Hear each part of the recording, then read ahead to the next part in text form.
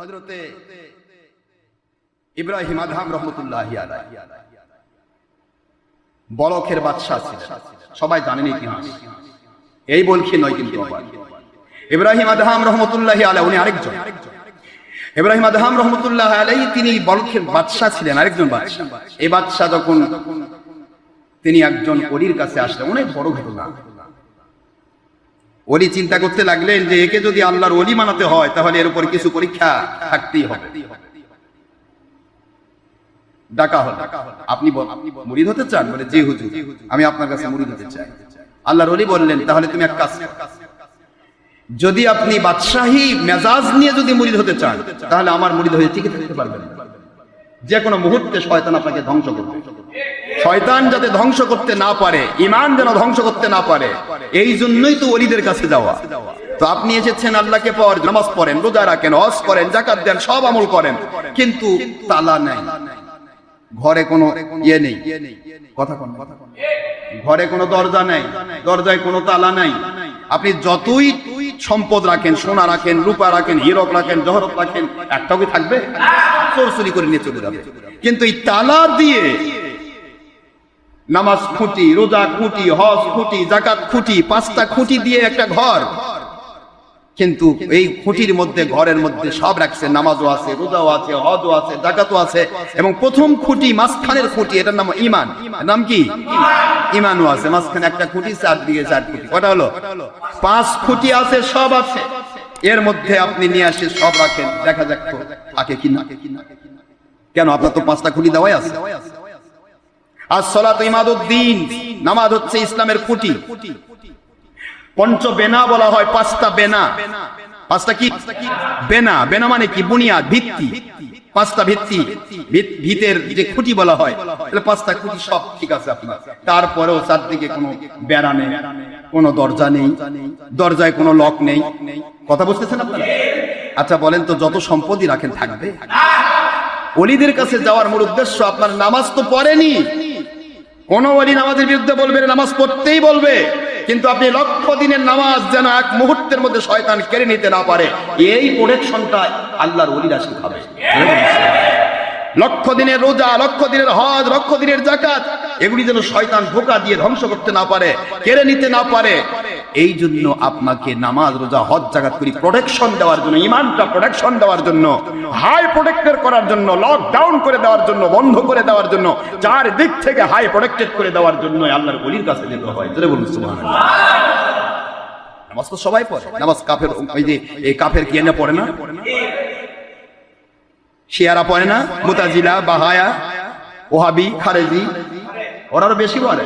তবলিগি, সুরমুনাই টানে টানে ধরে নামাজ পড়ে, নামাজ নিয়ে পড়ে থাকে, কিন্তু প্রোটেকশন নেই। কি নাই? প্রোটেকশন নেই। ওলিদের কাছে গেলে প্রোটেকশন পাওয়া যাবে। এই প্রোটেকশনটা কি করে ছিন্ন করা যায়? ইবলিস শয়তান ভালো করেই জানে, যত নামাজ পড়ে পড়ুক, পড়বার লাগে দে, এই ঘর থেকে বের হয়ে যাওয়ার সময় আমি তাকে এই নামাজ খালি না, ঈমানটা নিয়ে চলে যাব।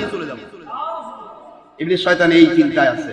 কিন্তু যারা হার্ট প্রোটেকশনের মধ্যে আছে, ওদের পিছে ইবলিস অক্টোপাসের মতো লেগে থাকে, কি করে একে প্রোটেকশন থেকে ভাঙা যায়। প্রোটেকশনের দেওয়াল যদি ভাঙা না যায় তাহলে তো একে সব জিনিস চুরি করা যাবে না। যার কারণে ওলিদের থাকে, হক ওলিদের কাছ থেকে আপনাকে কেমনে কেড়ে নেওয়া যায়, এই চেষ্টায় ইবলিসের একবারে মারাত্মক চেষ্টা। নাউযুবিল্লাহ। আমাদেরকে চেষ্টা করবে না ইবলিস? কিন্তু আমরা চেষ্টায় আমরা সফল হতে দেব? আমাদের উদ্দেশ্য কি? আল্লাহ পাওয়া, ঠিক না? ইব্রাহিম আদহাম রাহমাতুল্লাহ আলাইহিকে প্রথমে কাঠ খড়ি, ওই বাড়ির, ওই দরবারের যত জ্বালানি কাঠ, এই কাঠগুলিকে সংগ্রহ করার জন্য সেই বনের মধ্যে পাঠিয়ে দেওয়া হতো। বনের মধ্যে জঙ্গল থেকে কাঠগুলি কেটে কেটে নিয়ে তিনি তার দরবারে পৌঁছায় দিতেন। আরেকজন মুরিদকে বলা হলো, যখন উনি জীবনে কোনোদিন কাঠ উনি কাঁধে নেন নাই, এই মুহূর্তে ওনার বড় কষ্ট হচ্ছে, এই কষ্টের মধ্যে ওনার কাছ থেকে একটা কাঠ আস্তে করে টান দিয়ে নিয়ে নাও। বাঁধা কাঠের মধ্যে থেকে একটা কাঠ টান দিয়ে নিলে কষ্ট লাগে না? কষ্ট লেগে গেল। এর মধ্যে তার বোঝাটা পড়ে গেল, মতান্তরে কাঠ একটা পড়ে গেল। লোকটা আস্তে করে দাঁড়িয়ে বলল, বেটা একটা দরবারে যাতায়াত করো, একটু দরবারের হক আদায় করতে গিয়ে কাঠ সংগ্রহ করার ক্ষমতাও তোমার নাই, এই বলে জোরে একটা স্বর মেরে দিল। এখানে যারা আছেন কয়জন টিকতেন এরকম একটা স্বর মেরে? আমার কথা বুঝতেছেন? আমার কথা কি বোঝেন? দেশ বিদেশ থেকে যারা আমার সাথে ইন্টারনেট রেডিওতে বসে আছেন, পুরুষ মহিলা যিনি ইচ্ছা, আপনাদের পায়ে হাত দিয়ে বলছি, সবাই বোঝার চেষ্টা করবে। আমার সাথে যারা সম্পৃক্ত মহিলা পুরুষ যারা আমার মুরিদ, আপনারা বলেন তো, আমার কোন মুরিদ চর মারা তো দূরের কথা, আমি যদি চর মারতাম কয়টা টিকতেন? আমার তো মনে হয় 100 জনের একটা টিকা করতে। যেই পিসাব চর মারে, এত কাম করি তারপর চর মারে, এর মতো ভণ্ড আছে কে? নাউজুবিল্লাহ, শয়তান ধোকা মারবে, এই তো কেসে তোর কাম শেষ, তুই কেন আসছিস এখানে? কত জায়গা আছে, তোকে হাত পা টিপে দিবে, তো খাওয়াবে, চল ভাই যাই ভাই, যাই ভাই করি ভাই, জান্নাতে যাই ভাই, কি টিপা টিপি দল আছে, আর তুই আজগুবি কোথায় আছে চর খাচ্ছিস? কথা করছেন না কেন? চর খাইলো কে? আপনার মতো আমার মতো হবুল্লাহ সবুল্লাহ নই, ছোটখাটো মানুষ নয়। ইব্রাহিম আদহাম রহমতুল্লাহ আলাইহি, বাদশাহ, দীর্ঘদিনের বাদশাহ, হাজার হাজার মহিলা যার সাথে থাকতো, পায়ে পায়ে পেয়াদা উজির নাজির, বিশাল জাকজমকপূর্ণ বিশাল বড় দরবার, লক্ষ লক্ষ মানুষ যার তোষামত করার জন্য পাগল। সেই ব্যক্তি এসে চর খাচ্ছে এক ফকিরের দরবারে। তাও ফকির নিজে মারেননি, ওলি নিজে মারেন নাই, ওলির এক আদনা মুরিদ মারছে। যারা খড়কুটো নিয়ে রান্না বাড়ি করে, এরা কি খুব ভালো উপরের দরজা?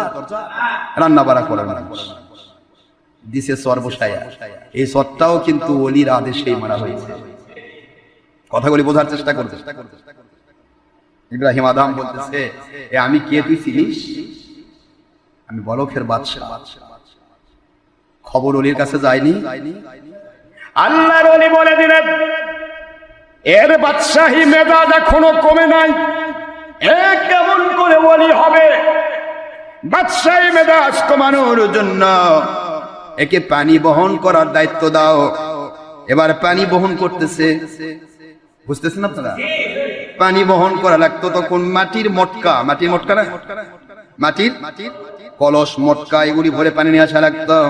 পেছন থেকে লাঠি দিয়া দিছে গুতা, পুরা পানির কলস ভেঙে গেল, পানি পড়ে গেল।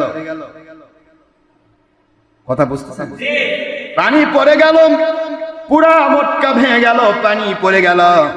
এরপরে পানির যারা পানি পাওয়ার দায়িত্বে আছে, সংগ্রহের দায়িত্বে আছে, তার মধ্য থেকে একজন জোরে করে চর লাগাই দিল, বেটা একটু পানি বহন করতে পারো না? তুমি কেমন করে আল্লাহ এবং আল্লাহ রাসূলকে পাবে? এবার বাদশা বললেন, এবার ওই মেজাজ নাই, আগে ছিল আমি বলো খের বাদশা, তুমি কি আমাকে চেনো? আজকে বলতেছে, আমি আমার পূর্বের পজিশনে যদি থাকতাম তাহলে তুমি আমাকে এইভাবে চর মারতে পারতে না। বাদশার কথা বলে নাই, পূর্বে পজিশনের কথা বলছে। আল্লাহর ওলি পরবর্তীতে আবার বললেন, ঠিক আছে, ওকে পায়খানা সাফ করা জায়গা দায়িত্ব দাও। কি এখন তো আমাদের টয়লেট, প্রথমে ছিল পায়খানা মলত্যাগ করার জায়গা, এরপরে আপনার পায়খানা টয়লেট হলো, তারপরে বাথরুম হলো, এখন ওয়াশরুম, দিন দিন নাম হচ্ছে। এখনকার যে পায়খানাগুলো, ওইগুলো তো অত্যন্ত পরিষ্কার পরিচ্ছন্ন এবং প্রোটেক্টেড। যে তখনকার পায়খানাগুলো ছিল এটা কাঁচা করে ঘাটা হতো, দরবারে যত মানুষ পায়খানা করতো, এটা আবার নতুন করে এগুলি ওই মাটির মটকাতে করে করে নিয়ে গিয়ে ফেলে দিয়ে আসতে হতো। কথা বুঝতে পারতেছেন? মাটির মটকাতে ভরাতে হতো, তখন তার মেথড টেথড ব্যবহার করা হতো না, যার কাজ সে করতো। ওই মটকাতে, মাটির মটকাতে ভরে পায়খানাগুলো তুলে নিয়ে মাথা ইয়া করে নিয়ে চলে যেত, ওই ইয়াত নিজে ফেলে দিয়ে আসতো। মানে যে জায়গাগুলি মানুষজন যায় না, ভাই ধরনের, বা হয়তো সুবিল টুবিল ধরনের জায়গাতে ফেলে দেওয়া, ওনাকে দায়িত্ব দেওয়া হলো। বাদশা দায়িত্ব পেলেন, কোনো টেনশন নাই। দায়িত্ব পাওয়ার পর একজন মানুষ একসাথে একটা মটকাকে ধরে নিয়ে যাওয়া সম্ভব নয়। একটা মটকে কাঁধে নেওয়া সম্ভব নয়। মাথার উপর বিড়া দেওয়া হতো, বিড়ার উপর মটকা সেটিং করা হতো, এরপরে এটা নিয়ে গিয়ে জায়গা মতো ফেলে দেওয়া হতো। কিন্তু ইব্রাহিম আদহাম রহমতুল্লাহি আলাইহি কখন আল্লাহর ওলি হয়েছে? খেয়াল করুন বাবাজিরা, শুধু ওলি হতে চাইলেই হবে না, শুধুমাত্র আল্লাহ এবং রাসূলের প্রেম দেখানোর দাবি করলে হবে না। এই জায়গাগুলোতে চিন্তা করতে হবে, স্যাক্রিফাইস যার জীবনে যত বেশি, আল্লাহ তাকে তত বড় দরজার ওলি বানায়া দেয়। স্যাক্রিফাইস নাই, ওলির মর্যাদা পাওয়া সম্ভব নয়। কাজ এক একজন এক একটা করবে, কিন্তু মনের মধ্যে কঠিন দীপ্ত শপথ থাকবে, গোটা জগৎ নড়তে পারে, আমার ভিটা তো শক্ত যে আমি নড়ব না। ঠিক আছে না? এই মজবুতি যদি আপনার না থাকে, তাহলে আপনার মুর্শিদ কিবলা কেবলমাত্র কূপ থেকে উঠায় উপরে রাখছে, এখন আপনার হাড্ডি নাই, আপনি লটকে আবার ধপ করে পড়তেছেন।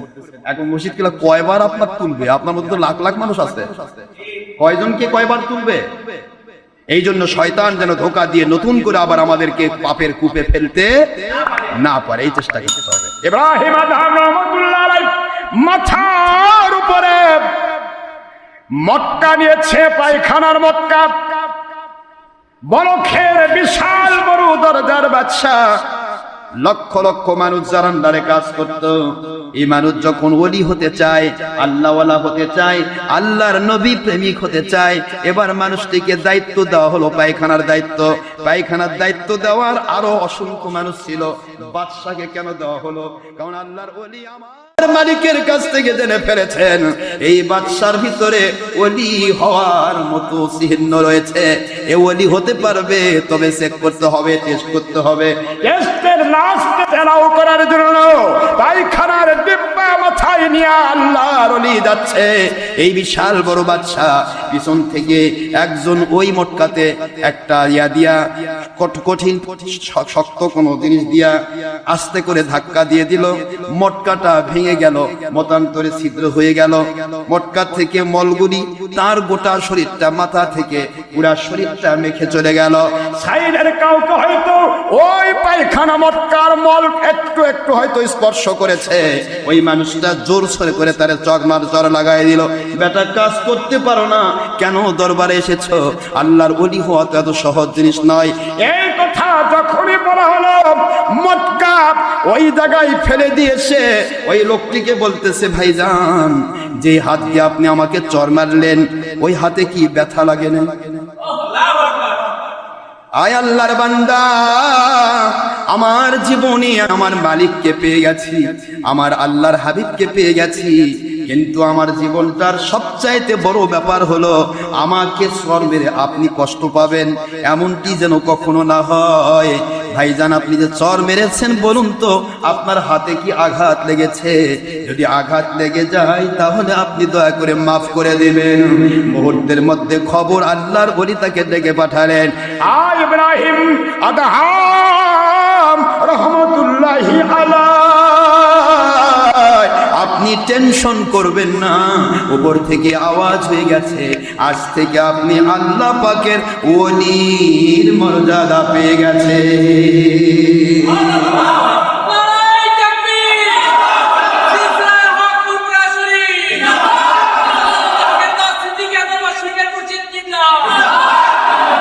তাহলে ওলির মর্যাদা পাওয়ার জন্য স্যাক্রিফাইসের দরকার আছে না নাই? সেই ইব্রাহিম আদহাম রাহমাতুল্লাহ আলাইহি ওলি হয়ে গেলেন, আল্লাহ রাব্বুল আলামিন তাকে পাওয়ার দিয়ে দিলেন। স্যাক্রিফাইস হলো, কুরবানি হলো, ত্যাগ তিতিক্ষার মর্যাদা আমার আল্লাহ এভাবে দেন, ইন্নামা ইউওয়াফাস সাবিরুন আজরাহুম বিগাইরি হিসাব। আল্লাহ বলেন, দুনিয়ার মুসলমানেরা, মুমিনেরা যে যত স্যাক্রিফাইস করবে ওর মর্যাদা আমি আল্লাহ তাকে তত বাড়ায় দেব, এত মর্যাদা দেব, সারা দুনিয়া আসমান জমিনের সবাই মিলে যদি গুনতে থাকে ওই মর্যাদা গুনে শেষ করা সম্ভব নয়। সুবহানাল্লাহ, সুবহানাল্লাহ, এত বড় মর্যাদা আল্লাহ দেবেন ওলি ইব্রাহিম আদহাম রাহমাতুল্লাহ আলাইহি। ভারতের হিন্দুস্তানের বিশাল বড় নদীর পার্শ্বে, সিন্ধু নদীর পার্শ্বে, মতান্তরে অন্য নদীর পার্শ্বে বসে থেকে আস্তে করে সুই দিয়ে তার ছেঁড়া কাপড়গুলি সেলাই করতেছেন। বলেন কি দিয়া? সুই দিয়ে ছেঁড়া কাপড়গুলো সেলাই করতেছেন। এত বছরে খুঁজতে খুঁজতে দেশের বাদশা নাই, দেশের মানুষ পাগল হয়ে গেছে। দৌড়াতে দৌড়াতে হাঁপাইতে হাঁপাইতে একজন মানুষ তার সামনে চলে আসলো, লোক লস্কর সহ, নাম তার উজির আজম, উজির নাজির। উজির এসে তার সামনে দাঁড়িয়ে গেল। ও আল্লাহর জমিনের বাদশাহ, এত বড় বাদশাহ হয়ে ছেঁড়া কাপড়, নিজের কাপড় নিজে সেলাই করছেন। হুজুর মেহেরবানি করে চলুন, লাখ লাখ মানুষ আপনাকে ভালোবাসার জন্য প্রস্তুত রয়েছে। লক্ষ লক্ষ মানুষ আপনার গোলামি করার জন্য পাগল হয়ে আছে। ও বাদশা, এখানে কি করছেন? দয়া করে চলুন। বাদশাহ বলতেছেন, উজির চিনতে পেরেছো যখন, তাহলে একটা কথা শোনো। আমি তোমার দেশে এত বড় জায়গার বড় বাদশাহ, কথাগুলি মানুষ শুনবে, ঠিক আছে? একটু খেয়াল করো, আমার কাছে বসো। আস্তে করে ওই নিজের হাতের সেই সুইটা, সেলাই করা সুইটা আস্তে করে পানির মধ্যে নিক্ষেপ করলেন। পানির মাছদেরকে বললেন, মাছেরা আমার সুইটা তোমরা নিয়ে এসে দাও। মুহূর্তের মধ্যে বিশাল বড় মাছ ওই সুইটা তার চোখের মধ্যে বসায় নিয়া আল্লাহর ওলির সামনে এসে দিয়ে বলে, আল্লাহর ওলি এই যে আপনার সুই হাতের মধ্যে উঠায় নিয়ে বলে, ও আমার উজির, বলো তো তোমার দেশের বাদশাহ হলে কি মাছ কথা শুনে? খেয়াল করে দেখো উজির, আমি শীতের মহাকঠিন কনকনে ঠান্ডার ভিতরে আমার মালিককে আমি ডাকি পিছন থেকে গরম করার জন্য। আমার কোন ল্যাব পোশাকের প্রয়োজন হয় না। এই হিন্দুস্তানের জঙ্গলের মধ্যে বসে শীতের মধ্যে আমি ইবাদত করি, আর আমার মালিক দয়া করে পিছন থেকে আজদাহা সাপ দিয়া, বিশাল বড় অজগর সাপ দিয়া আমাকে আস্তে করে সাপের সেই নিঃশ্বাস দিয়া আমার পুরা শরীরটাকে ঠান্ডার প্রকোপ থেকে রক্ষা করার জন্য ব্যবহার করে। চিৎকার দিয়ে বলুন সুবহানাল্লাহ। আল্লাহ বুঝাইলেন দুনিয়ার মানুষ, আল হুব্বু ফিল্লাহ ওয়াল বুগদু ফিল্লাহ, ভালোবাসবে কাউকে আল্লাহর জন্য, কারোর সাথে মন খারাপ করবে আল্লাহর জন্য। যেখানেই যাবে বাতাস তোমাদের গয়বী মদদ হিসেবে কাজ করবে, শত্রু গয়বী মদদ হিসেবে কাজ করবে। ইচ্ছা করলে আল্লাহ দুনিয়ার ফেরেশতা বাহিনী মদদ লাগাই দিবে। গত জুমাতে পড়েছিলাম, যারা ইস্তিকামত থাকবে আল্লাহর কথার উপরে, ইন্নাল্লাযীনা ক্বালু রাব্বুনাল্লাহ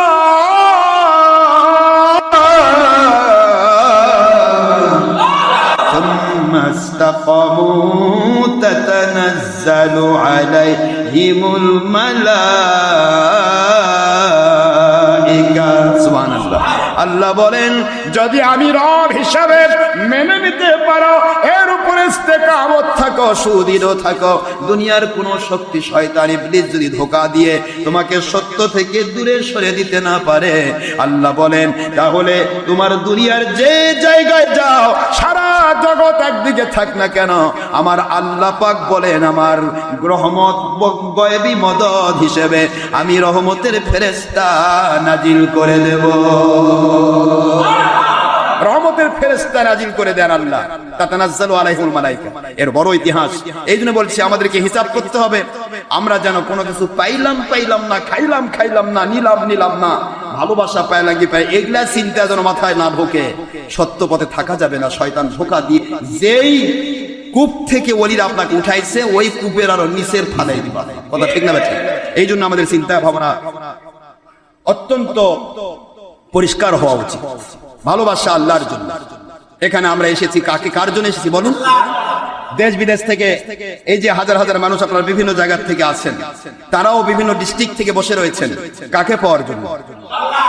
নাকি রেডিওতে বসে থেকে এখানে কিছু সোনা দানা পাবে না?